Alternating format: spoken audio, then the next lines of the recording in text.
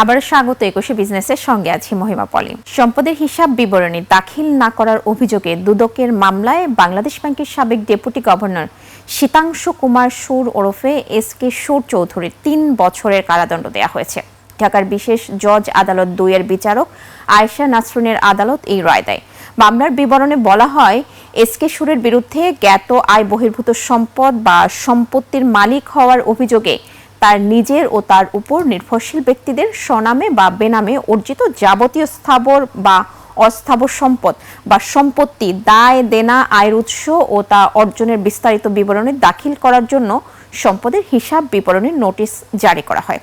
নির্ধারিত সময়ের মধ্যে সম্পদ বিবরণী দাখিল না করায় এস.কে সুর, তার স্ত্রী সুপর্ণা সুর চৌধুরী ও কন্যা নন্দিতা সুর চৌধুরীর বিরুদ্ধে ২০২৪ সালের ২৩ ডিসেম্বর মামলা করেন দুদকের উপপরিচালক নাজমুল হুসাইন।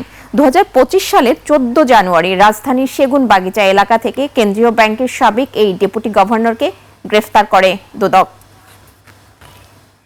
বাংলাদেশ ব্যাংকের সাবেক ডেপুটি গভর্নর জনাব এস.কে সুর চৌধুরী উনার অর্জিত সম্পদের বিবরণী দাখিল করার জন্য দুর্নীতি দমন কমিশন নোটিশ দিলেন।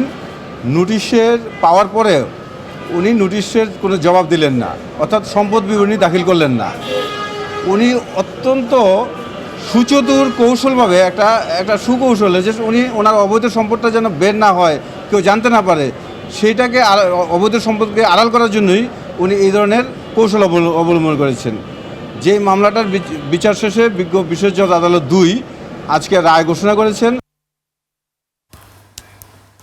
চলতি বছরের প্রথমার্ধে চীনের বড় বড় শিল্প প্রতিষ্ঠানের সামগ্রিক মুনাফা বাড়লেও একক মাস হিসেবে জুনে এসে কমেছে প্রবৃদ্ধির গতি।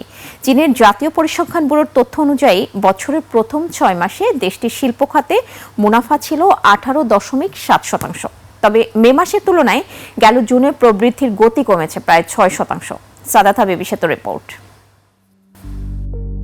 বিশ্বের দ্বিতীয় বৃহত্তম অর্থনীতির দেশ চীনের শিল্প খাতে দেখা যাচ্ছে এক মিশ্র প্রবণতা। বছরের প্রথম ৬ মাসে বড় শিল্প প্রতিষ্ঠানগুলোর পকেটে ভারী মুনাফা এলেও শেষ মাসে এসে কিছুটা কমেছে সেই গতি। এ কারণেই কিছুটা চিন্তার রেখা একক মাসের পরিসংখ্যানে। গেল মে মাসে যেখানে মুনাফার প্রবৃদ্ধি ছিল ২১.১%, সেখানে জুনে তা নেমে এসেছে ১৫.১%। অর্থাৎ এক মাসের ব্যবধানে মুনাফার গতি কমেছে ৬%। এর কারণ মূলত অভ্যন্তরীণ বাজার, দেশের ভিতরে আবাসন খাতে দীর্ঘমেয়াদী সংকট এবং গাড়ির বিক্রির মন্দা। এসব কারণেই মূলত জুন মাসে এসে প্রবৃদ্ধির গতি কিছুটা কমে গেছে।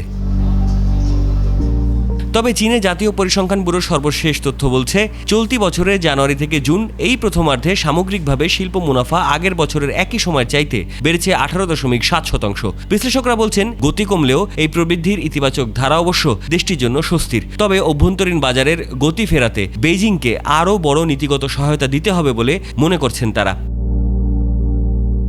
চীনের জাতীয় পরিসংখ্যান ব্যুরো এনবিএস এর তথ্য, ২০২৬ সালের প্রথমার্ধে দেশটির প্রধান শিল্প প্রতিষ্ঠানগুলোর সম্মিলিত মুনাফার পরিমাণ ৩.৯৫ ট্রিলিয়ন ইউএন ছাড়িয়েছে, যা প্রধানত চিপ ও ইলেকট্রনিক খাতের বিশাল প্রবৃদ্ধি দ্বারা পরিচালিত। চীনে জাহাজ নির্মাণ শিল্প বেড়েছে প্রায় ৫০%-এর বেশি। এআই সংক্রান্ত খাতের রেকর্ড মুনাফা হলেও আবাসন খাতের সংকট এবং দুর্বল অভ্যন্তরীণ চাহিদার কারণে লোহা ও ইস্পাত শিল্প সহ ঐতিহ্যবাহী খাতগুলো লোকসানের মুখে পড়ছে। সাদাত হাবিব, ২১ টেলিভিশন, ঢাকা। অতীতের দুর্বল নেতৃত্বের কারণে দেশের আবাসন খাতে রাষ্ট্রীয় পৃষ্ঠপোষকতা হয়নি বলে আক্ষেপ real estate and housing association of Bangladesh রিহ্যাবের। গ্রীষ্মকালীন মেলা সামনে রেখে গ্রাহক ও খাত সংশ্লিষ্টদের সমন্বয়ে আবাসন ব্যবস্থাকে ঢেলে সাজানোর সুযোগ এসেছে বলেও মনে করছে সংগঠনটির তরুণ নেতৃত্ব। রিহ্যাবের standing committee for press and মিডিয়ার প্রথম সভার বিস্তারিত জানাচ্ছেন আকবর হোসেন সুমন। দেশের আবাসন খাতের চ্যালেঞ্জ ও সম্ভাবনা সামনে রেখেই হাল ধরেছে নতুন নেতৃত্ব। সংগঠন গুছিয়ে মাস তিনেকের মাথায় গঠন করা হয়েছে rehab standing committee for press and media. Chairman হিসেবে যে কমিটির নেতৃত্ব দিচ্ছেন টেরেনোভা ডেভেলপমেন্ট লিমিটেডের ব্যবস্থাপনা পরিচালক তাসনুভা মাহবুব সালাম। প্রায় ১০ বছর পর রিহ্যাবের ৪ দিনব্যাপী গ্রীষ্মকালীন মেলা বসতে যাচ্ছে আসছে ১২ থেকে ১৫ আগস্ট। গ্রাহক বান্ধব এই মেলা বিপর্যস্ত আবাসন ব্যবস্থায় আবারও গতি আনবে বলে মনে করেন রিহ্যাব পরিচালক। আমি ২ বছর একটা গাইডলাইন দিয়েছে কিভাবে আমরা এই মিডিয়ার মাধ্যমে আমাদের রিহ্যাব এবং রিয়েল এস্টেটটাকে মানুষের কাছে পজিটিভ ওয়েতে উপস্থাপন করতে পারি। তো সেটা আমি দিয়েছি আজকে, তারা অনেক পজিটিভ আলহামদুলিল্লাহ। প্রতিটা এজেন্ডা নিয়ে তারা খুবই আশাবাদী যে ভালো কিছু কাজ করতে পারবো আমরা। রিয়েল এস্টেট হাউজিংয়ের যে ফেসবুক পেজ আছে সেখানে আমরা আরও ইউটিউব যোগ দিচ্ছি, দেন লিঙ্কডইন, টুইটার, হোয়াটসঅ্যাপ চ্যানেল, এগুলো আমি প্রস্তাব করেছি আজকে। তো এগুলো নিয়ে ইনশাল্লাহ সামনে কাজ করব। রিহ্যাবের লক্ষ্য উদ্দেশ্য নিয়ে বিভ্রান্তি দূর করে আবারও এই খাতের স্বচ্ছতা ও জবাবদিহিতা তুলে ধরবে পর্ষদ।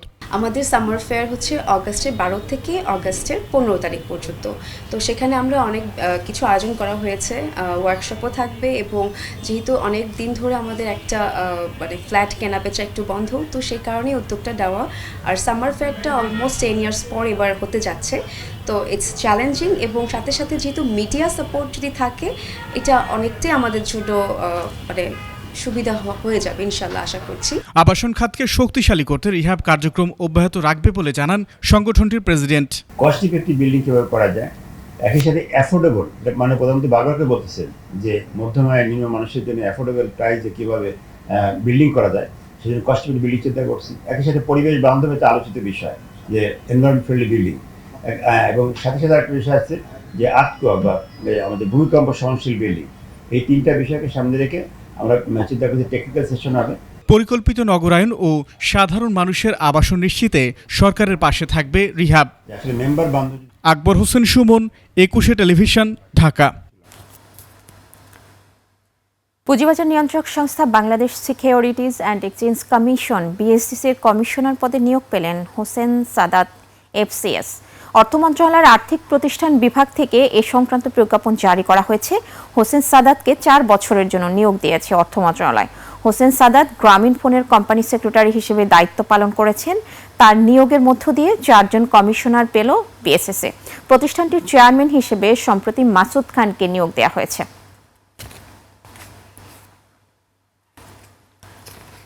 এবার এশিয়ার প্রধান শেয়ার বাজারের খবর। সূচকের মিশ্র প্রবণতা দেখা যাচ্ছে এশিয়ার বেশিরভাগ পুঁজিবাজারে। জাপানি শেয়ার বাজার নিক্কি সূচক 1811 পয়েন্ট কমে দাঁড়িয়েছে 64,611 পয়েন্টে। বেড়েছে হংকংয়ের শেয়ার বাজার। হ্যাংসেং এর সূচক 103 পয়েন্ট বেড়ে অবস্থান করছে 25,311 পয়েন্টে। কমেছে সিঙ্গাপুর এসটিআই সূচক, এটি 7 পয়েন্ট কমে অবস্থান করছে 5,612 পয়েন্টে। চীনের শেয়ার বাজার সাংহাই কম্পোজিট ইন্ডেক্স অবস্থান করছে 3,813 পয়েন্টে, যা আগের দিনের চেয়ে 44 পয়েন্ট কম। বোম্বের সেন্সেক্স 30 ইন্ডেক্সকে দেখা যাচ্ছে ঊর্ধ্বমুখী প্রবণতায়। সেন্সেক্সের সূচক 41 পয়েন্ট বেড়ে অবস্থান করছে 76,877 পয়েন্টে। কমেছে থাইল্যান্ডের থাই স্টক এক্সচেঞ্জের সূচক, এটি 19 পয়েন্ট কমে অবস্থান করছে 1,624 পয়েন্টে। এখন জানিয়ে দিচ্ছে আন্তর্জাতিক বাজারে জ্বালানি তেলের মূল্য পরিস্থিতি। বিশ্ব বাজারে জ্বালানি তেলের দাম কমেছে। সেপ্টেম্বর 2026 সরবরাহ চুক্তিতে ক্রুড অয়েল ব্রেন্ট ব্যারেল প্রতি বিক্রি হচ্ছে $83.73, যা আগের দিনের চেয়ে প্রতি ব্যারেলে $1.63 কম। আন্তর্জাতিক বাজারে গম, তুলা, চিনি ও সয়াবিন তেলের বাজার দর। বিশ্ব বাজারে কমেছে গমের দাম। চিকাগো বোর্ড অব ট্রেডের সেপ্টেম্বর 2026 সরবরাহ চুক্তিতে প্রতি বুসেল গমের ভবিষ্যৎ মূল্য দাঁড়িয়েছে 654.75 সেন্টস, যা গত দিনের চেয়ে 5.25 সেন্টস কম। আন্তর্জাতিক বাজারে তুলার দাম কমেছে। ডিসেম্বর 2026 সরবরাহ চুক্তি অনুযায়ী প্রতি পাউন্ড তুলার মূল্য দাঁড়িয়েছে 79.97 সেন্টস, যা গত দিনের চেয়ে 0.91 সেন্টস কম। বিশ্ববাজারে বেড়েছে চিনির দাম। অক্টোবর 2026 সরবরাহ চুক্তি অনুযায়ী প্রতি পাউন্ড নাম্বার 11 চিনির মূল্য এখন 14.60 সেন্টস, যা এর আগের কার্যদিবসের চেয়ে 0.02 সেন্টস বেশি। বিশ্ববাজারে কমেছে সয়াবিন তেলের দাম। ডিসেম্বর 2026 সরবরাহ চুক্তি অনুযায়ী প্রতি পাউন্ড সয়াবিন তেলের মূল্য এখন 69.10 সেন্টস, যা এর আগের কার্যদিবসের চেয়ে 0.8448 সেন্টস কম। এবার টাকার সঙ্গে প্রধান আন্তর্জাতিক মুদ্রার বিনিময় হার। আন্তঃব্যাংক লেনদেনে আজ ব্যাংকগুলো মার্কিন ডলার কিনছে 122.90 টাকা, বিক্রি করছে 123.90 টাকা। ব্রিটিশ পাউন্ডের ক্রয় মূল্য 162.97 টাকা এবং বিক্রয় মূল্য 169.24 টাকা। ইউরোর ক্রয় মূল্য 141.78 টাকা, বিক্রি হচ্ছে 144.49 টাকা। জাপানি ইয়েন ক্রয় হচ্ছে 71 পয়সায় আর বিক্রি হচ্ছে 78 পয়সায়। এদিকে ব্যাংকগুলো কানাডিয়ান ডলার কিনছে 86 টাকা 65 পয়সায়, বিক্রি করছে 89 টাকা 61 পয়সায়। ভারতীয় রুপির ক্রয় মূল্য 1 টাকা 21 পয়সা, বিক্রি হচ্ছে 1 টাকা 38 পয়সায়। সৌদি রিয়ালের ক্রয় মূল্য 32 টাকা 63 পয়সা এবং বিক্রয় মূল্য 33 টাকা 39 পয়সা। মালয়েশিয়ান রিঙ্গিত ক্রয় হচ্ছে 29 টাকা 92 পয়সা এবং আন্তঃব্যাংকে বিক্রি হচ্ছে 30 টাকা 82 পয়সায়। দর্শক, এরই সঙ্গে শেষ করছি আজকের 21শে বিজনেস। আগামীকাল দুপুর 1টায় আবারও ফিরে আসবো 21শে বিজনেসের নিয়মিত সব আয়োজন নিয়ে। দেখার আমন্ত্রণ রইল, 21এর সাথেই থাকুন।